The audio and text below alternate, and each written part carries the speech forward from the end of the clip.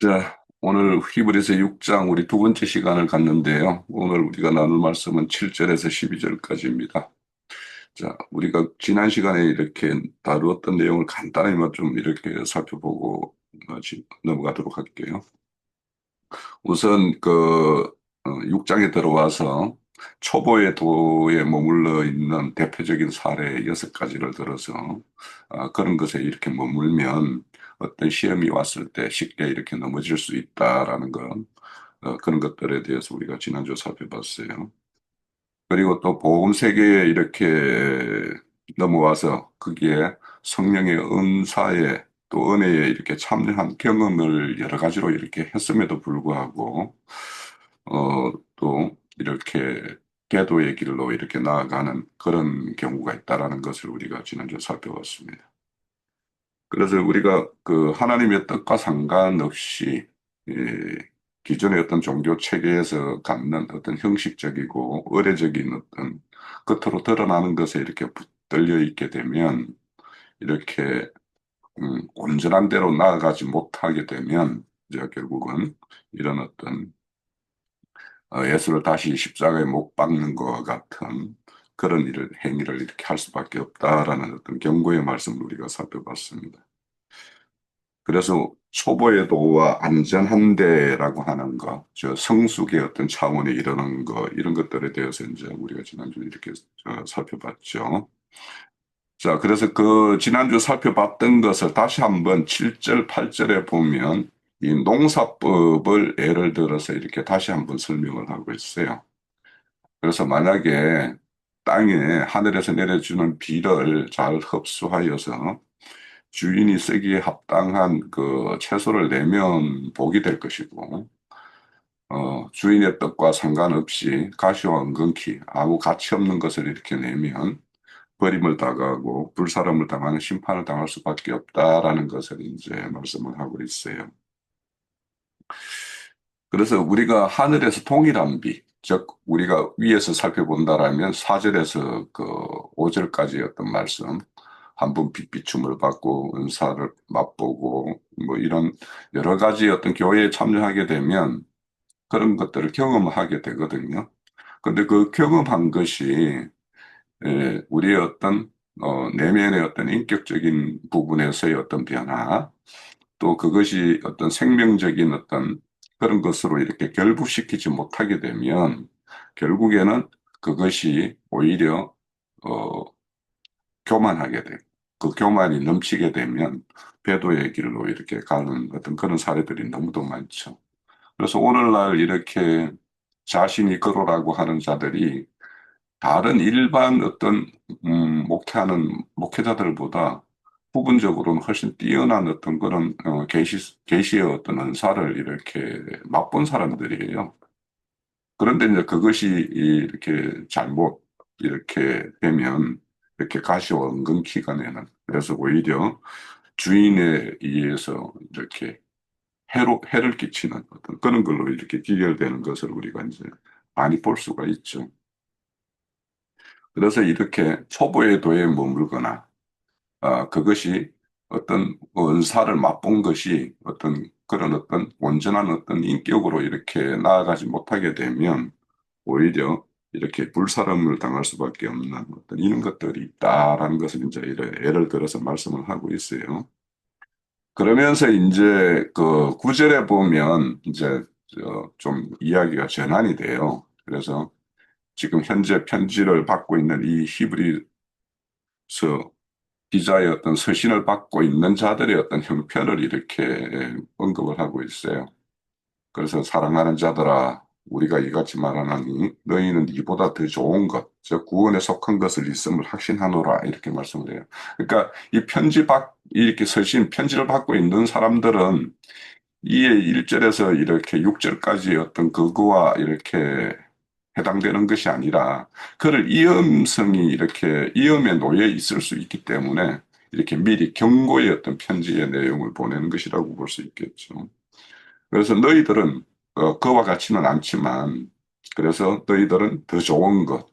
그래서 이 히브리서에는 보면은 더 좋은 언약, 더 좋은 뭐 약속, 뭐 많은 더 좋은 제사, 뭐 이런 것들, 많은 것들을 이렇게 더 좋은 것으로 이렇게 표현을 하고 있어요. 그러면은, 유대교의 어떤 그런 행위가 아닌 모세의 어떤 율법과 이렇게 비교한다라면 모세의 율법도 하나님의 어떤 거룩한 뜻을 드러내는 어떤 목적이 있는 것이죠. 그래서 우리 그 로마서 7장에 보면 율법이 죄냐? 그럴 수는 없다. 이렇게 말씀하죠. 그러면서 율법이 아니면 너희들이 어떻게 너희들이 죄인인 줄 알겠는가? 그래서 이 율법의 목적은 너희들이 네 스스로 너희들이 죄인임을 알고 구원할 자들을 이렇게 찾아 강구하는 어떤 그런 마음을 이렇게 갖게 하는 것이 이렇게 율법의 목적이다. 이렇게 말씀을 해요. 그러니까 율법도 우리에게는 거룩한 뜻을 이렇게 가지고 우리에게 준 것이죠.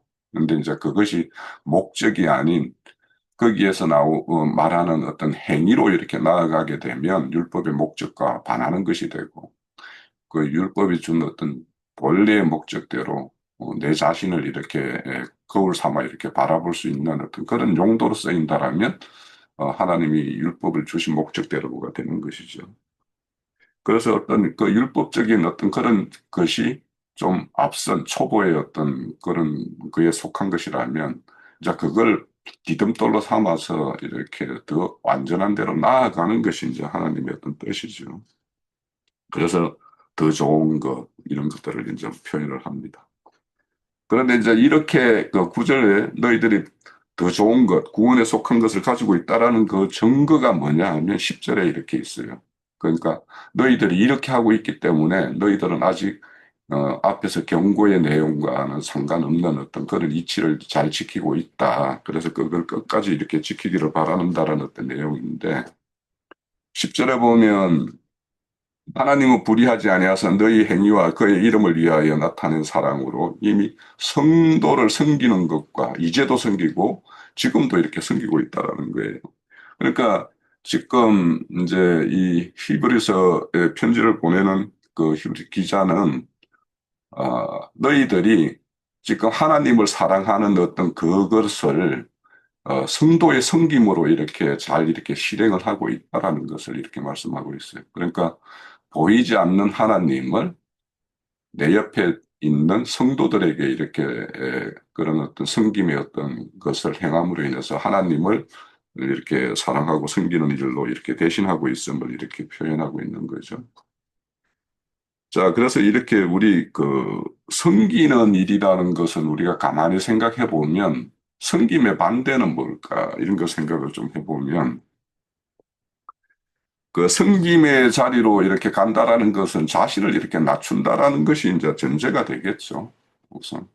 그러니까, 어, 그래서 상대를 높이고 자신을 낮추어서 이렇게 하는 것이 기본 전제가 되어 있을 것 같아요, 기본적으로는. 그래서 이제 섬긴다라는 그 반대말이 뭔가 하면 지배한다라는 뜻이에요. 그러니까 누군가를 이렇게 지배하려고 그러고 자기 손아귀에 두려고 그러고 이렇게 되면 이거는 섬기는 거와 반대가 되는 것이고 이 섬긴다라는 것은 이제 어린아이를 이렇게 섬기는 것은 돌보는 거죠. 그리고 어른은 이렇게 부양을 하는 것이 될 것이고 이렇게 그리고 이제 가장 이렇게 섬김의 가장 그 값진 것은 하나님의 말씀으로 이렇게 섬기는 것이 가장 값진 것이 되겠죠. 그래서 하나님의 어떤 말씀을 깨닫게 하고, 말씀이 자신의 어떤 뜻과 이렇게 합치되게 하고, 이렇게 하는 것이 이제 섬김의 가장 가치 있는 것이라고 생각이 돼요. 그래서 섬김은 기본적으로, 자기가 종속자, 그러니까 하나님의 속한 종속자라는 것과 그리고 겸손한 어떤 그런 자세가 기본이 되어야지 이제 맞을 것 같고, 그리고 이제 섬김에는 이제 그 격에 맞게끔 하는 것이 있겠죠. 그러니까, 짐승의 마음을 가진 자들을 대할 때에는 그냥 그 짐승에 만든 어떤 그런 걸로 이렇게, 어, 하는 것이 맞고, 인격이 갖추고 있는 사람을 대할 때는 그 격에 맞게끔 하는 것이 또 이 섬김의 어떤 기본 전제가 될 것 같아요. 그리고 이제 섬긴다라는 것은, 여기서 섬긴다라는 것은 자연스럽게 이렇게 우러나는 어떤 마음에서 이렇게 동인이 되는 거죠. 그래서 여기에서도 보면 그 섬김의 자세가 그의 이름을 위하여 이렇게 되어 있어요. 그러니까 이 섬기는 그 행위가 무엇에 이렇게 동인이 되어서 무엇이 발로가 되어서 하는 거냐 하면 하, 하나님의 그 이름을 위해서 이렇게 하는 것이 동인이 되었기 때문에 이렇게 히브리서 기자는 이렇게 칭찬을 하고 있고 잘하고 있다 이렇게 말하고 있는 거죠. 그래서 우리 이렇게 교회에서 말씀 전가하는 내용으로 본다면 생명률에 따라서 어, 내가 어떤 어렵고 거룩한 이의 어떤 그 생명에 따른 것이라면 그런 것으로 이렇게 섬기게 될 것이고 그렇게 되겠죠. 그리고 여기에서 이제 하나님을 불의하지 아니함으로 그 너희들이 이렇게 섬기는 행위를 잊지 않는다 이렇게 말씀을 하고 있어요. 결국에는 이거는 하나님은 너희들이 어떻게 하는가에 따라서 그에 따른 어떤 보응이 있다라는 것이죠. 그래서 잘했으면 상이 있을 것이고, 거기에 합당치 않게 하면 벌이 있을 것이라는 것을 이제 말씀을 하고 있어요. 그래서 하늘에 간직된 어떤 기업을 받기 위해서는 이렇게, 음, 그런 어떤, 어, 자연스러운 생명에서 나는 어떤 그런 발로가 되는 걸로 인해서 끝까지 인내하고 이렇게 지속하는 것이 중요하죠. 그래서 여기에도 보면 이제도 섬기고 있다. 이미 섬기고 있고 지금도 섬기고 있다. 이렇게 말씀을 하고 있어요. 어, 그런데 이제 위에서 이렇게 내용에 보면은 한 분 빛비춤을 보고 내세의 능력도 맛보고 이런 자들은 그냥 일시적으로 그 어떤 은혜를 받았을 때는 이런 어떤 행동을 했을지 모르겠지만 이제 그게 지속되지 못했다라는 거죠. 그래서 그런 것이 보면 이제 그런 은혜가 어찌해야 되는가? 그러니까 한 번 받는 빛비춤이 아니라 우리는 지속적으로 빛의 조명을 받아야 될 것이고 능력도 지속적으로 이렇게 맛봐야 되는 어떤 그런 필요가 있겠죠. 자, 그리고 이제 11절에서 12절까지는 이제 내가 너희들에게 이렇게 바라는 것이 있다 이렇게 말씀을 해요. 우리가 간절히 원하는 것은 너희 각 사람이 동일한 부지런함을 나타내어 끝까지 소망의 풍성함을 이루라고 이렇게 권면을 합니다. 그러니까 너희가 지금 잘하고 있는데 그 너희 무리를 이루고 있는 어떤 특별한 몇 사람만이 아니라 각 사람이 다 이런 어떤 부지런함을 가졌으면 좋겠다라고 이렇게 말씀을 하고 있어요. 그 왜 그러냐 하면 이런 부지런함을 이렇게 행하고 한다라는 것은 결국에는 자신 안에 이런 어떤 소망이 있기 때문에 그 소망을 이렇게 예, 간직하고 있기 때문에 이렇게 계속 이렇게 인내하고 할 수 있다라는 것을 말씀하고 있는 것 같고 그리고 여기 부지런함과 12절에 보면은 게으르지 아니하고 이렇게 대비되어 있죠. 그래서 부지런함과 게으름이라고 이렇게 대비되는데 이제 이 게으르다라는 말을 그 헬라어로 찾아보면 운하다라는 말랑 똑같아요. 우리 5장에 보면 너희들이 그 멜기스덱에 대해서 반차에 대해서 내가 할 말은 많은데 5장 11절에 있죠. 가나에 우리가 할 말은 많으나 너희가 듣는 귀가 둔함으로 이렇게 되어 있어요. 그래서 여기 듣는 귀가 둔하다라는 말과 6장 12절에 게으르다라는 말이 똑같은 뜻이에요. 그럼 그걸로 비춰 본다라면 부지런하다라는 거는 뭐냐? 둔하지 않고 영이 민감하다라는 뜻이 되겠죠. 그러니까 여기 부지런하다라는 것은 막 우리가 뭔가 일을 부지런히 하는 어떤 그런 차원의 어떤 말씀만이 아니고 이렇게 영적으로 늘 깨어 있어서 민감하게 이렇게 반응하는 어떤 그런 것들을 말해요. 그런데 이제 게으르다라는 것은 이제 둔하다라는 것과 이렇게 이제 비교해서 말씀을 하고 있어요. 그래서 영적으로 이렇게 민감하고 이렇게 되면 당연히 뭔가 하나님이 영감으로 이렇게 뭔가를 이렇게 줬을 때 거기에 대해서 반응을 할 수밖에 없죠. 그런데 이제 둔하게 되면 영감을 못 받으니까 그런 어떤 하나님이 원하는 그런 활동이 이렇게 나올 수가 없겠죠. 그리고는 이제 게으르지 아니하고 믿음과 오래 참음으로 말미암아 약속의 기업을 받을 자들 그들을 본받는 자가 되라 이렇게 말씀을 해요. 자, 그래서 우리가 이 믿음과 오래 참음이라는 거. 그러니까 하나님이 뭔가 우리에게 약속을 주신 것이 뭐 바로바로 이렇게 이루어지면 어, 그 나아가는 걸음을 이렇게 그 주저하면서 멈춰설 사람이 없겠죠. 그런데 하나님이 이렇게 약속은 줬지만은 약속이 성취될 때까지는 우리에게 어, 긴 어떤 기다림이나 참음 이런 것들을 요구하거든요. 그 여기에서 이제 밑에 그 13절 오늘은 안 다루겠지만 12절까지 다루는데 그 아브라함을 예로 들어서 이제 에, 약속의 기업을 받는 자의 어떤 대표로 아브라함을 이렇게 말씀을 하고 있는데 그 아브라함 같은 경우도 이제 75세의 약속을 받았지만 그 약속의 자녀를 얻는 데까지는 25년이라는 긴 세월이 있었어요. 그러다 보니까 그 중간에 하나님의 뜻과 합치되지 않는 어떤 여러 가지 어떤 사건들도 있죠. 그래서 그런 것들을 통해서도 이제 우리에게 큰 경우를 주는 것인데, 그래서 이렇게 하나님의 어떤 약속이 성취되는 어떤 거는 장래의 어떤 일이란 말이에요. 그러면은 이제 오늘 우리가 당면하는 어떤 현실의 어떤 문제점이 있을 수 있겠죠.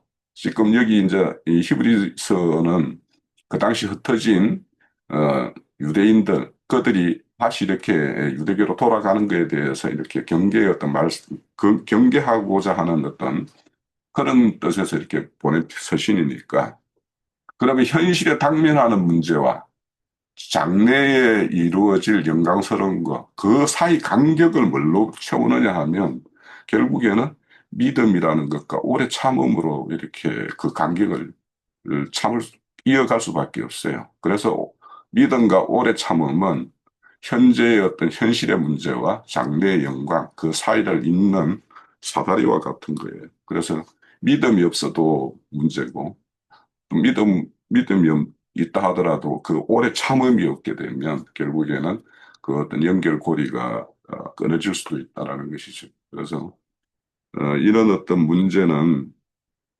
어, 우리 어떤 신앙 과정에서 필요로 하는 어떤 대표적인 것이 믿음과 인내 이렇게 생각이 되어지고 이것을 이제 믿음과 오래 참음을 그까지 이끌고 가는 거는 소망의 풍성함이 또 하나의 어떤 그 소망의 풍성함이 되겠죠. 그래서 뭐 오늘 안 다루겠지만 19절에 보면 6장 19절에 보면 우리가 이 소망을 가지고 있는 것은 영혼의 닭과 같다. 그러니까 우리가 긴 어떤 신앙의 길, 그 항해를 하는 과정에서 우리에게 어떤 소망이라는 것이 닻이 되어서 그래서 우리가 원하는 어떤 그 목적지까지 나아갈 수 있게 하는 것이 소망이라고도 이야기를 해요. 그래서 우리 각자가 현실을 생각하면 참 아프고 절망할 수밖에 없지만 그래도 우리에게는 또 우리가 바라보는 어떤 소망이 있기 때문에 그 소망이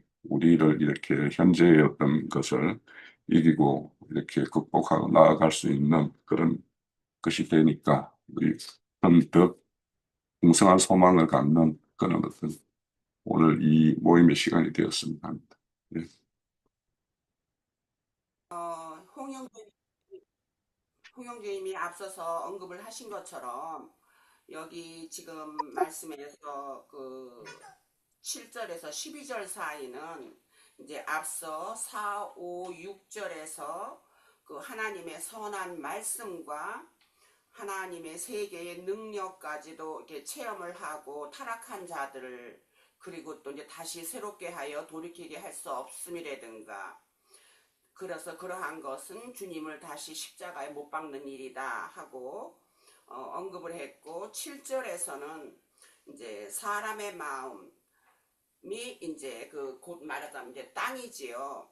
그러는데 그 사람의 마음이 늘 그리스도와 함께 하면은 자주 주시는 은혜 안에 머물러 있어서 주님의 몸된 교회를 세우는 자들과 동역해서 부드러운 마음을 솟아나면 하는 것이고 채소를 내는 것이지요. 그래서 할 것 같으면은 하나님께서 복을 더하시고, 그 복이라는 것은 말씀을 깨달아서 온전함을 이루어서 영생을 얻는 것이 그 복이다 하는 것으로 이해를 우리가 할 수 있겠지요. 그래서 이 말씀은 관주에도 있듯이 시편 65편 9절하고 13절 사이를 볼 것 같으면은 참 말씀이 은혜스럽더라고요. 그래서 좀 읽어볼까 해요. 땅을 돌보사 물을 대어 심히 윤택하게 하시며 하나님의 강에 물이 가득하게 하시고 이같이 땅을 예비하신 후에 그들에게 곡식을 주시나이다. 주께서 밭 고랑에 물을 넉넉히 대사 그 이랑을 평평하게 하시며 또 담비로 부드럽게 하시고 그 싹새 복을 주시나니 주의 은택으로 한 해를 관시우시나 주의 길에는 기름방울이 떨어지며 들이 초장에도 떨어지니 작은 산들이 기쁨으로 띠를 띄었나이다. 초장은 양떼로 옷 입었고 골짜기는 곡식으로 덮였으며 그들이 다 즐거이 외치고 또 노래하나이다 하는 이 말씀이 오늘 우리가 지금 여기서 그 히브리서 그 7장에서 이렇게 히브리서 기자가 말씀하는 그런 소망과 풍성과 그런 소망의 풍성과 인내, 더군다나 우리가 그 구원에 속한 것, 그런 것에 대한 것을 우리가 행하고 또 교회를 세우는 그런 동역자들과 저기를 우리가 같이 함께 동역을 하고 할 것 같으면은 그러한 곡식 창고에 우리가 곳간에 들어갈 수 있는 그런 복을 주신다 하는 그런 것으로 우리가 이해를 할 수가 있죠. 그러나 이제 반대로 이제 8절의 말씀은 자주 내리는 비를 흡수하지 못한 본성 그대로의 경작되지 않은 마음밭에서는 그것은 이제 곧 육신 안에서 산출되어지는 가시와 엉겅퀴라는 것이지요. 그래서 그 가시와 엉겅퀴를 내면 버려짐을 당하고 멸망에 가까워서 결국은 하나님의 진노에 이제 볼 실판을 받는다는 것이에요. 그리고 이제 이어져서 이제 9절에서는 그래서 히브리서 기자는 이제 사랑하는 자들이라고 했지만 그것이 이제 결국 이제 교회들에게 하는 말씀이겠지요. 그래서 말씀하시기를 우리가 이같이 말하나 하는데 이제 이같이라는 것은 우리가 앞서 지난 시간에 얘기를 했고 또 이제 위에 4절, 5절, 6절에서 그 얘기한 그런 모든 내용을 통틀어서 하는 말인 것 같아요. 그래서 어떻게 분별되어지는 어떤 종류의 믿는 자들이 있는가 하는 것에 대한 것을 칭하는 것이 아닌가 그렇게 이해가 되어져요. 그래서 그 분별되어지는 종류에 대해 말씀하는 것들을 의미하는 것이고 의라고 지적한 그 사랑하는 교회들에게는 분별되어진 어느 것들보다 더 좋은 것이 있는데 이제 그것이 이제 구원에 대한 좋은 것들이라는 것이잖아요. 그래서 좋은 것들이 있음을 이렇게 강조하는 것을 우리가 볼 수 있어요. 확신한다 하고 이렇게 표현을 했으니까요. 그래서 이제 왜냐하면 하나님은 의로우시기 때문에 우리가 전에나 지금에나 교회 안에서 공포하면서 성도들을 위해서 이제 행한 일이라든가 또 하나님의 인격 이름을 위해서 보여준 사랑을 잊지 않으시기 때문이라고 이렇게 정확하게 지적을 하고 있어요.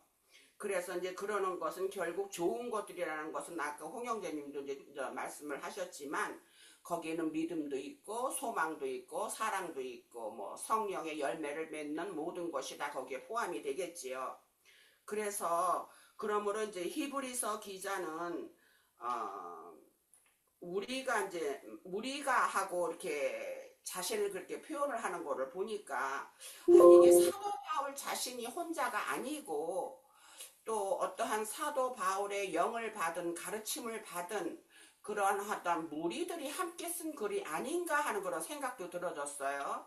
이제 그러는데 어쨌든 교회들에게 간곡히 원하는 바 각 사람 누구도 제외되지 아니하고 서로 협력하여서 구원에 대한 소망을 풍성하게 하여서는 이제 나태하여지지도 않고 이제 말하자면 이제 게으러지지 않는다는 표현으로 여기는 언급이 되어 있는데 이제 나태되어지지 아니하고 믿음과 인내로 약속들을 기업으로 받는, 그러니까 말하자면 이제 이기는 자가 되는 것이겠죠. 기업으로 받는 자들에 함께 참여할 수 있는 그러한 자들이 되는 것을 간절히 구하면서 권면하는 말씀이 아니었나 하고 그렇게 생각을 해봤습니다.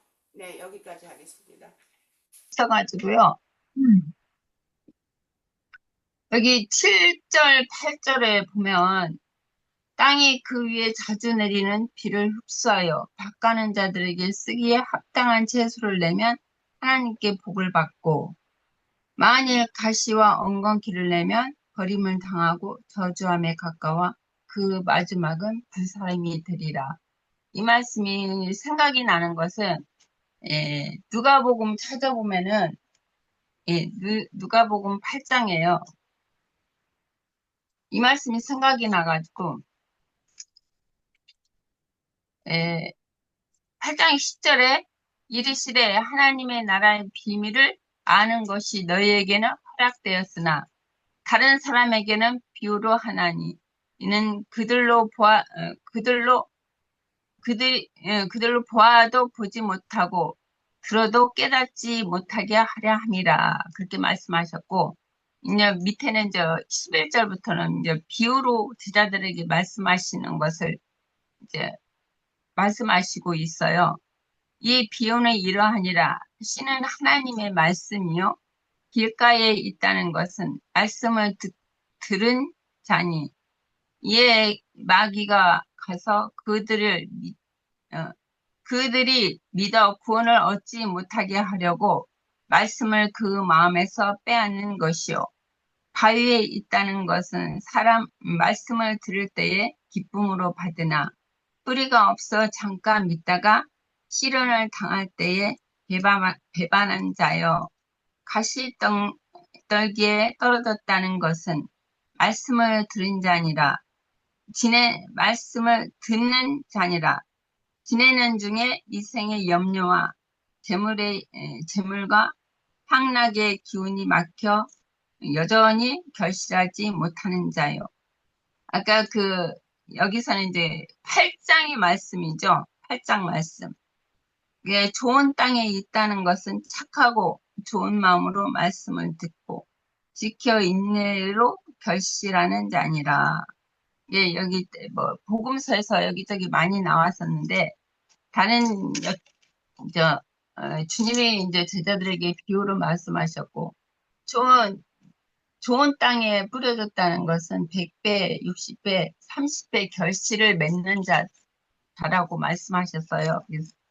그러니까 여기 8절에서 보면은 히브리서 8절에서 보면은 그 좋은 땅에 여전히 가시와 엉겅퀴라는 것은 그 세상의 염려와 재림의 유혹에 빠져 그 결실하지 못하고 길가에 뿌려졌다는 것은 이제 악한 자가 그 마음에서 그 말씀을 빼앗는 것이고 이게 가시떨기에 뿌려졌다는 것은 이제 세상 염려와 향락에 그 기운이 막혀 결실하지 못하는 자라고 그 말씀하셨잖아요. 그 마지막에는 불사름이 되리라 그렇게 이제 말씀하셨는데 또 여기 히브리서 좀 여기서 나는 성도를 섬기는 거에서 좀 부담이 있어가지고 그 하나님이 불의하지 아니하사 너희의 행위와 그의 이름을 위하여 나타낸 사랑으로 이미 성도를 섬기는 것과 이제도 섬기고 있는 것을 잊어버리지 아니하시느니라. 이게 그 마태복음 20장 16절 보면은 그 말씀이 있어요. 주님이 어떻게 무슨 말씀을 하셨는지 너희 중에 그렇지 아니하니라. 너희 중에 누구든지 크고자 하는 자는 너희를 섬기는 자가 되고 너희 중에 누구든지 으뜸이 되고자 하는 자는 너희의 종이 되어야 하리라. 인자가 온 것은 섬김을 받으려 함이 아니요 도리어 섬기려 하고 자기 목숨을 많은 사람의 대속물로 주려 하십니다. 그렇게 말씀하셨어요.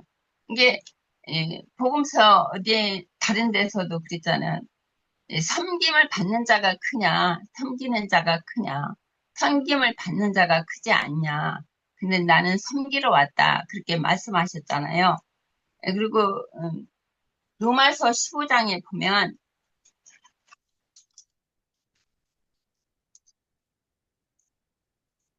로마서 15장의 25절부터 몇 절만 볼게요.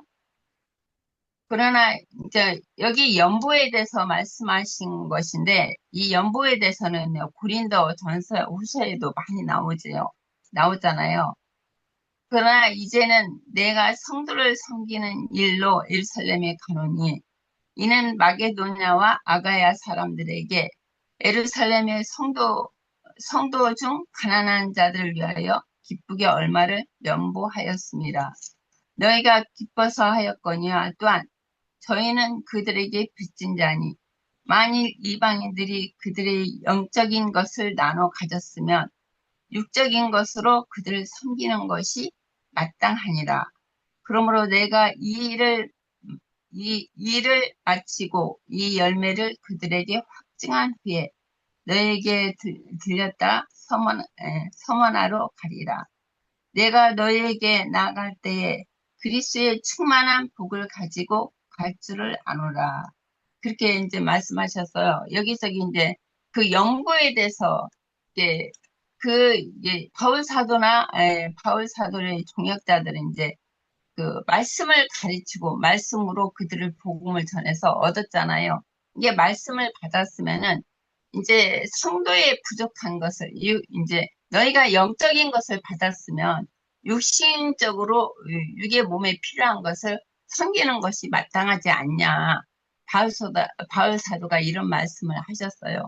그러니까 주님이 복음서에도 나는 섬김을 받는 것이 아니라 섬기러 왔다. 그렇게 말씀을 하셨잖아요.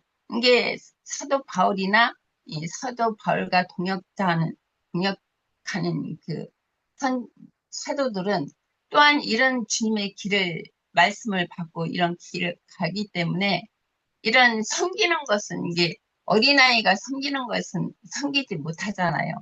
장성한 자가 돼야 섬길 수 있는 것이지. 이게 섬김을 받는 것은 어린아이고 섬기는 것은 이제 장성한 분량에 이를 수 있어야지 섬길 수 있는 것이다. 이게 이 섬긴다는 것이 지체를 섬기는 것이 주님을 섬기는 것인데 이게 섬기는 것이 작은 일이 아니더라고요. 이게 누구나 다 섬길 수 있는 것이 아니다. 장성한 분량에 돼야 그 지체들을 섬길 수 있는 것이다. 그렇게 보고 있어요.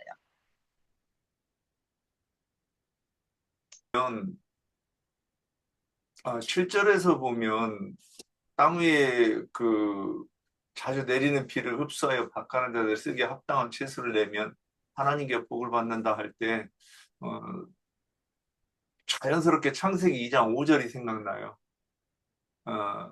그 2장 5절에는 여호와 하나님이 땅에 비를 내리지 아니하셨고 땅을 갈 사람도 없었으므로 들에는 추목이 아직 없었고 밭에는 차수가 나지 아니하였으며 굉장히 좀 이거 여기도 좀 더 여기에서 채소가 나와요. 그런데 그 이어서 이제 아담에게 하나님이 말씀하시는 것이 땅이 내게 너는 이제 땅을 읽어서 이마에 땀이 나도록 일을 하고 그리고 거기서 나는 채소를 먹으라 그랬어요. 그래서 여기서도 채소 그랬는데 어, 채소하고 곡식하고 다른가?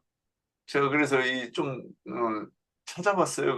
그랬더니 채소와 국식과 같은 뜻이다. 그래서 이게 왜 그러면 이렇게 애매하게 채소와 국식을 다르게 말하는 것처럼 여기 채소라고 해놨을까? 그랬더니 그러고서는 이제 이렇게 봤는데 하여간 이거 맞나요? 나영재님?